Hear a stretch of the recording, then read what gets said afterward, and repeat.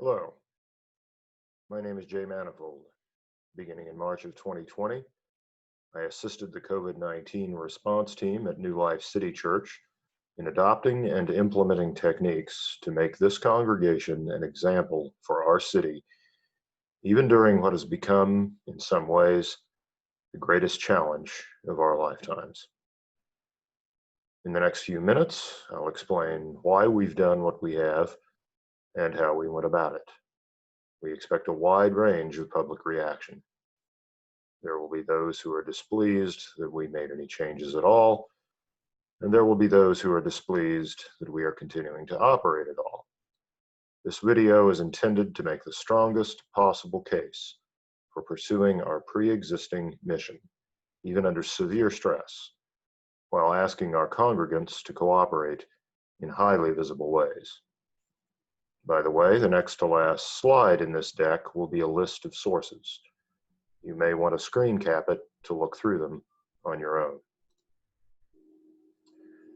We are called to meet together, and among the very highest callings is that of peacemaker. As of the date I am recording this, which is Thursday, December 10th, many churches in our city have not met in person for nearly 9 months, and may not do so until next summer. American society is deeply divided over how to respond to the COVID-19 pandemic. At the extremes, there are advocates of either complete risk acceptance or complete risk avoidance. At New Life City Church, we are not participating in this conflict. Instead, we are pursuing risk transfer and risk mitigation.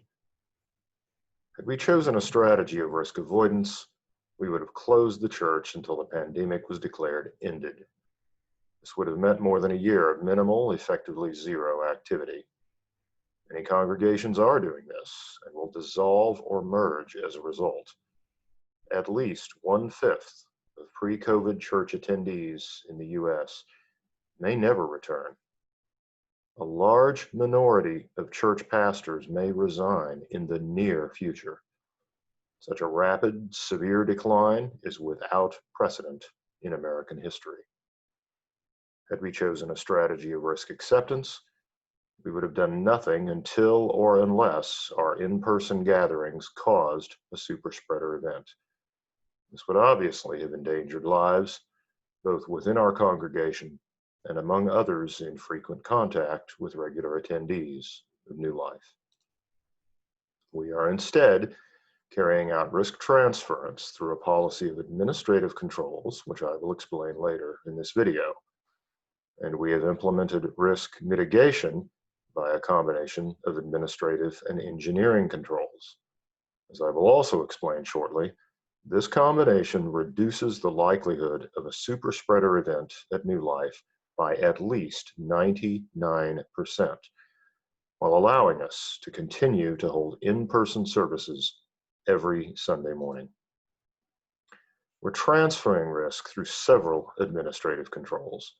First of all, and most obviously, we're continuing our webcast of the 10:45 service each Sunday on our YouTube channel. Anyone who feels that they should not physically attend services can watch that way.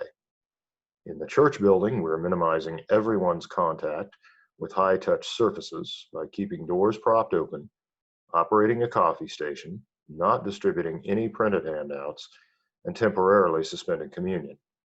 We're also doing extra cleaning of the remaining high-touch surfaces. Except for the suspension of communion, we are likely to continue most, if not all, of these policies after the pandemic is over. We're also directly mitigating risk with both engineering and administrative controls. The most obvious engineering control is opening the garage doors that face McGee.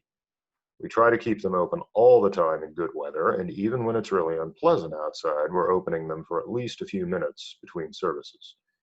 Ventilation with outdoor air is enormously effective at reducing risk during a pandemic. We keep the HVAC blowers running in the auditorium continuously during services. Our goal is to reach 6 air changes per hour, all by itself. That reduces the risk by as much as 95%.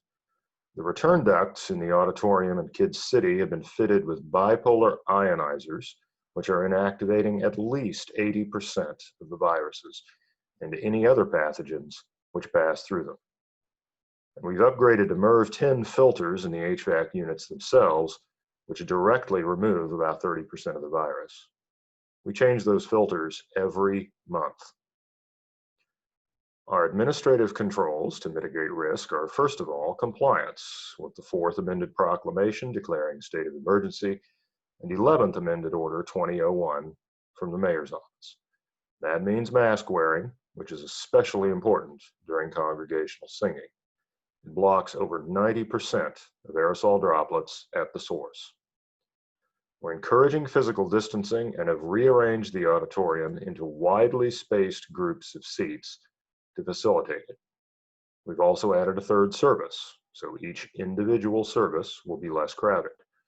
And in the unlikely event that it becomes necessary, we will cooperate with contact tracing. Overall, the math looks like this. Multiplying out the relative risk reduction from constant air circulation, bipolar ionization, and better filtration yields a figure less than 1% of what could be taking place if we had done nothing. To reinforce that, here are a couple of screenshots from a webpage from MIT about COVID-19 indoor safety. No model is perfect. Based on our work and experience here at New Life since March, I think these numbers are in the ballpark.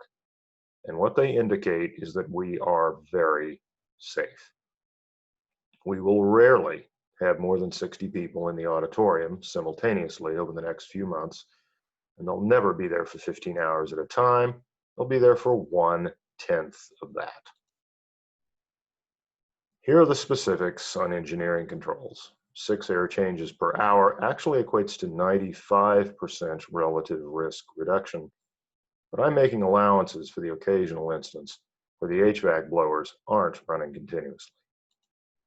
And here are specifics on bipolar ionizers. At 6 air changes per hour, I would expect the 10-minute figure of 84.2% to apply, and I'm rounding that down to an even 80%. While there are many situations where wearing a mask is not helpful, people gathered in churches, especially if they're singing, should definitely be wearing them. Singing with a mask on is 1 full order of magnitude safer than otherwise, as measured by the production of aerosol particles. Incidentally, we've been monitoring air quality with a CO2 detector because exhaled CO2 is a good proxy for viral load. Our results show a clear pattern of keeping the levels down. Without opening the garage doors, CO2 can hit 1,400 parts per million in the auditorium. There are some things we should all value, and I encourage you to read and ponder these passages, especially Romans 14. To quote from the Lattimore translation, "Then let us stop judging each other. Rather, use your judgment to keep from offending your brother or putting a stumbling block in his way." If you are a regular attender at New Life, behave as you would in any public accommodation that has clearly posted requirements for entry. Be generally hygienic and discreet about social distancing. Wear a mask, especially but not only during congregational singing. Remember that we'll be opening the garage doors immediately after services or just leaving them open if it's comfortable outside to improve air circulation. If you're visiting New Life, either because your church is practicing risk acceptance or because it's practicing risk avoidance, first of all, you are welcome here. I ask that you prayerfully consider telling your church about what we are doing and encouraging them to adopt our approach. Whether your church is open to that or not, your preference should be to continue to support them and return there if it becomes possible to do so. Remember, Christian churches have been dealing with pandemics since at least the Antonine Plague in the latter part of the 2nd century AD.